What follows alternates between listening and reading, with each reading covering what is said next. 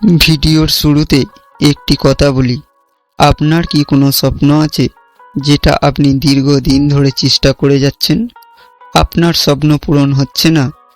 আপনার যদি সত্যি মনের ভিতর থেকে স্বপ্ন পূরণ করার ইচ্ছা থাকে, তাহলে এই ভিডিওটা শুধু তোমার জন্য।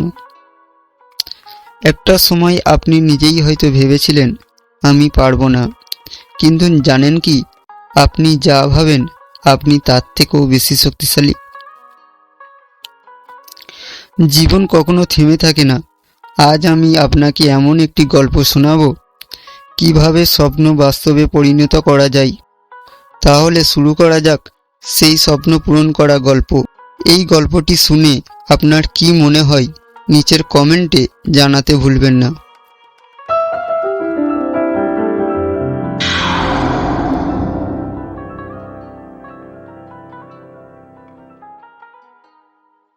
এক শহরে বাস করত এক স্বর্ণকার।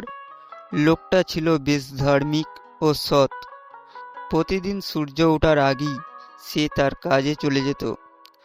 তার দোকান ছিল শাসকের প্রাসাদের সামনে। দোকান খোলার আগে প্রতিদিন ওই স্বর্ণকার আকাশের দিকে দুহাত তুলে মোনাজাত করে বলতো, হে মহাজ্ঞানী, রিজিকদাতা, হে ক্ষমাকারী, তুমি তো অসীম অধিকারী। সকল কিছুর উপরে তুমি সর্বশক্তিমান। সমুদ্রের তলায়ও যদি কোনো কিছু পড়ে, তুমি তাকে সূক্ষ্ম অবস্থায় ফিরিয়ে দেওয়ার শক্তি রাখো। এই দোয়া করে দোকানের দরজা খুলত সে। বাদশার প্রাসাদ যেহেতু কাছেই ছিল, সে কারণে স্বর্ণকারের দোয়ার শব্দই বাদশার মজার ঘুম ভেঙে যেত প্রতিদিন। কেননা প্রাসাদের জানালা খোলাই থাকত। একদিন বাদশার ঘুম ভাঙতেই বাদশা রেগে মেগে চিৎকার করে বলল, কে এই লোক প্রতিদিন সকালবেলায় আমার আরামের ঘুম হারাম করে দেয় আর ভেঙে দেয় চমৎকার স্বপ্ন। বাদশা তার এক চাকরকে ডেকে জিজ্ঞাসা করে জানতে পারল যে এটা এক স্বর্ণকারের কাজ, আর তার দোকান হচ্ছে প্রাসাদের সামনে। এই কারণে ওই স্বর্ণকারকে উচিত শিক্ষা দেওয়ার চিন্তা করল বাদশা। উজিরকে ডেকে একটা হীরার আংটি নিল এবং প্রাসাদ থেকে বেরিয়ে দুজনই স্বর্ণকারের দোকানের দিকে পা বাড়ালো। স্বর্ণকার বাদশাকে তার দোকানের সামনে দেখে থ মেরে গেল। বাদশা মূল্যবান ওই আংটিটা স্বর্ণকারকে দেখিয়ে বলল, এই আংটিতে একটা ইয়াকুত পাথর বা রুবি আছে, যার দাম কয়েক হাজার স্বর্ণমুদ্রা। আমি খুব ভয় পাচ্ছি এই মূল্যবান পাথরটি হারিয়ে না যায়, সে কারণে তোমার কাছে এলাম। তুমি রঙিন একটা কাঁচ দিয়ে হবুও এই রুবি পাথরের মতো আরেকটি পাথর বানাবে। আমি ওই নকল আংটিটাই সব সময় পরব, আর বিশেষ বিশেষ অনুষ্ঠান আসলে রুবি আংটিটা পরব। এই বলে বাদশা আংটিটা স্বর্ণকারের হাতে দিয়ে বলল, আংটিটা সাবধানে রেখো। স্বর্ণকার আংটিটা নিল এবং ছোট্ট একটা বাক্সে ঢুকিয়ে সিন্দুকের ভিতরে রাখল এবং সিন্দুকের দরজা বন্ধ করে দিল। বাদশা স্বর্ণকারকে বলল, এক গ্লাস পানি দাও তো। স্বর্ণকার তাড়াতাড়ি করে চলে গেল বাদশার জন্য পানি আনতে। বাদশা এই ফাঁকে সিন্দুকের দরজা খুলে আংটিটা পকেটে ঢুকিয়ে নিল। স্বর্ণকারও এসে পৌঁছালো পানি নিয়ে। বাদশাকে পানি দিল। বাদশা স্বর্ণকারকে বলল, আমি যাবার আগেই সিন্দুকের দরজাটা ভালো করে বন্ধ করো। স্বর্ণকার তাই করল। শেষ পর্যন্ত বাদশা বলল, তোমাকে 3 দিন সময় দেওয়া হলো। 3 দিনের মধ্যে আমার আংটি চাই। 4 দিন সকালে নকল আংটি আর আসল আংটি একসাথে তোমার কাছ থেকে বুঝে নেব। সাবধান, আবারও বলছি সাবধান, আমার আংটি হারালে কিন্তু তোমার গর্দান যাবে। এই বলে বাদশা উজির সহ সেখান থেকে চলে গেল সমুদ্রের দিকে। সমুদ্রের পাড়ে গিয়ে একটা নৌকায় চলল। নৌকা সমুদ্রের তীর থেকে বেশ খানিকটা দূরে যাবার পর বাদশা তার আসল আংটিটা পানিতে ফেলে দিল।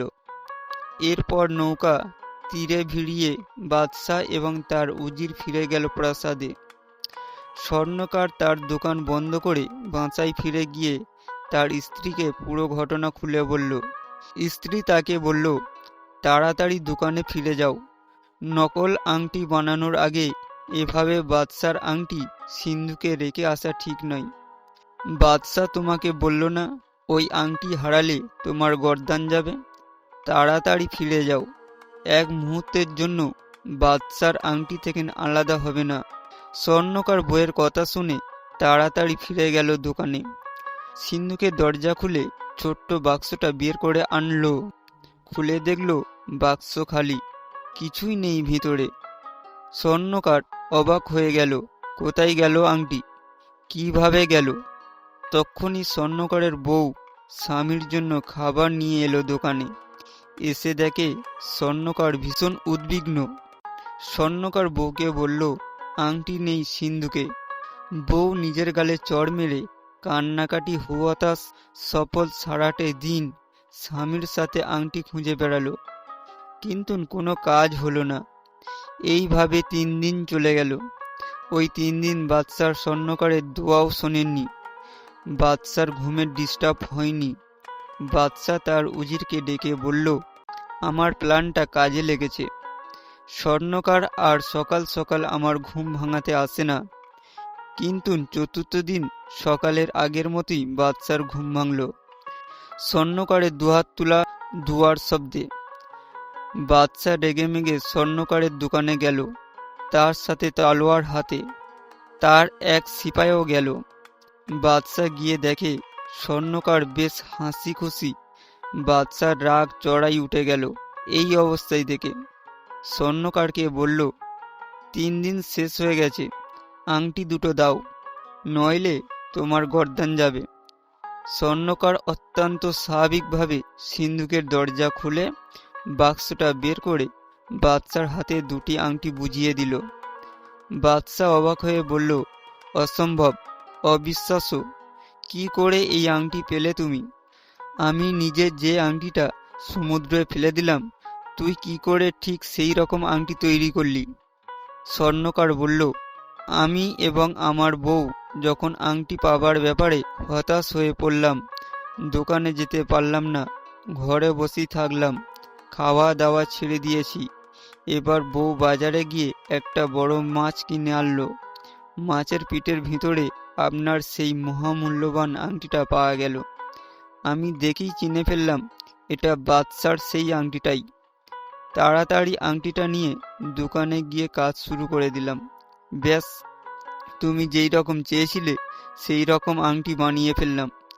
কাজ শেষ হবার পর আমি আবার সেই দোয়াটি পড়লাম, যে দোয়াটি আপনি প্রতিদিন শোনেন। বাদশার বিশ্বাসই হচ্ছিল না। দুহাত বাড়িয়ে স্বর্ণকারকে বুকে জড়িয়ে নিয়ে বলল, সুবহানাল্লাহ, তুমি আসলে এক নেককার বান্দা।